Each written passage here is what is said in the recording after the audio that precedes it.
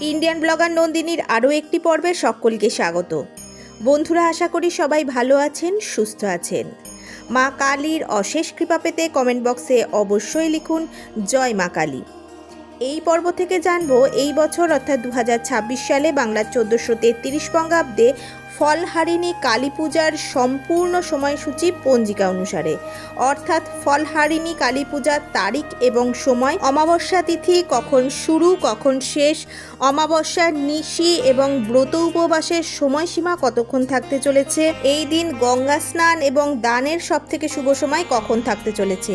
এছাড়াও জেনে নেব ফলহারিণী কালী পূজার দিন মা কালীকে কোন 3টি ফল অর্পণ করলেই মনের সকল ইচ্ছা পূরণ হবে এবং এই 3টি ফলের মাহাত্ম্য কী। এই সব কিছুই জানবো আজকের এই পর্বে। মূল পর্বে যাব তার আগে ইন্ডিয়ান ব্লগার নন্দিনী চ্যানেলটিকে সাবস্ক্রাইব করে পাশে থাকা বেল আইকনটি প্রেস করার অনুরোধ রইল, যাতে সকল ভিডিওর নোটিফিকেশান আপনারা খুব সহজেই পেয়ে যান। বিভিন্ন পূজা পাঠের পঞ্জিকা অনুসারে আপডেট পেতে অবশ্যই এই চ্যানেলটি সাবস্ক্রাইব করে নেবেন। চলুন শুরু করা যাক আজকের পর্ব। ফলহারিণী কালী পূজা হিন্দু শাক্ত ধর্মের একটি অত্যন্ত পবিত্র ও শক্তিশালী তিথি। জ্যৈষ্ঠ মাসের অমাবস্যায় এই পূজা পালিত হয়। ফলহারিণী শব্দের অর্থ যিনি কর্মফল হরণ করেন। বিশ্বাস করা হয় যে এই দিনে মা কালী ভক্তের পাপ, দুঃখ, বাধা, অশুভ কর্মফল দূর করে আশীর্বাদ প্রদান করেন। এই পূজার মাহাত্ম্যের অন্যতম বিশেষ দিক হল আত্মশুদ্ধি ও মনোবাসনা পূরণ। ভক্তরা উপবাস, জপ, তন্ত্র সাধনা ও মাতৃ আরাধনার মাধ্যমে মা কালীর কৃপা লাভের চেষ্টা করেন। সংসারের অশান্তি, আর্থিক বাধা, শত্রুভয় ও মানসিক কষ্ট থেকে মুক্তির জন্য এই পূজা বিশেষ ফলদায়ক বলে মনে করা হয়। শাক্ত মতে এই অমাবস্যার রাত অত্যন্ত শক্তিশালী তান্ত্রিক সাধনার সময়। বহু সাধক এই রাতে সিদ্ধিলাভের উদ্দেশ্যে বিশেষ পূজা ও ধ্যান করেন।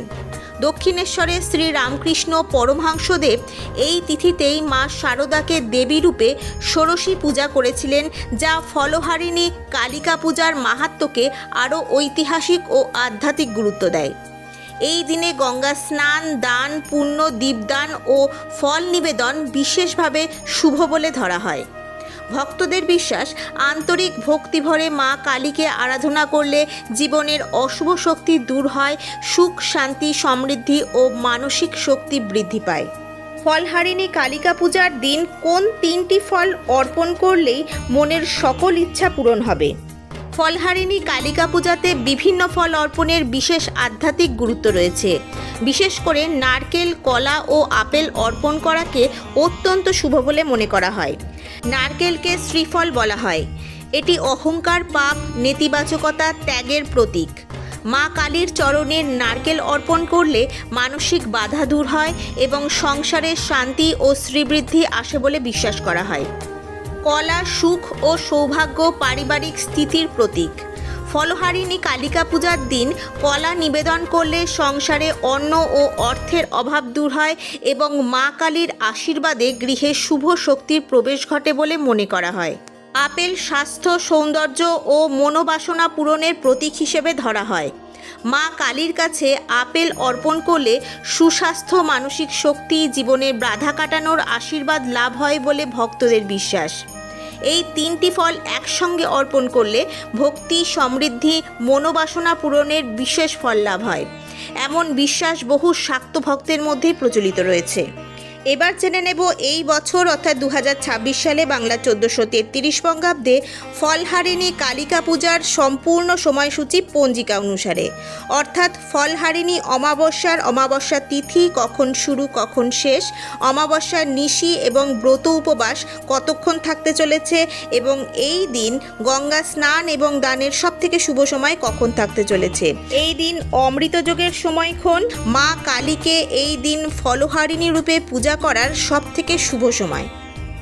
এই বছর অর্থাৎ 2026 সালে বাংলা 1433 বঙ্গাব্দে জ্যৈষ্ঠ মাসের অমাবস্যা অর্থাৎ ফলহারিণী কালী পূজার অমাবস্যা তিথি শুরু হচ্ছে 15ই মে 2026, বাংলার 31শে বৈশাখ 1433 শুক্রবার শেষ রাত্রি 4:02 থেকে।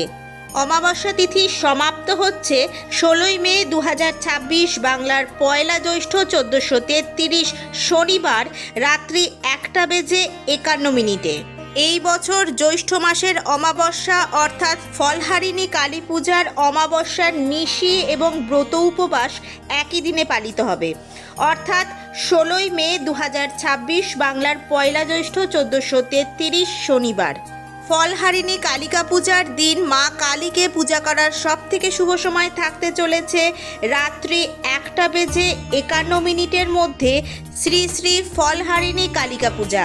এই দিন গঙ্গা স্নান এবং দানের সবথেকে শুভ সময় থাকতে চলেছে। এই দিন ভোর থেকে শুরু করে সকাল পর্যন্ত গঙ্গা স্নান এবং দানের সবথেকে শুভ সময়। এই বছর 16ই মে শনিবার অমাবস্যা পড়ার কারণে এটি একটি বিশেষ শনিশ্চরী অমাবস্যা, যা শাস্ত্র অনুসারে গঙ্গা স্নান এবং দানের জন্য অত্যন্ত শুভ বলে মানা হয়।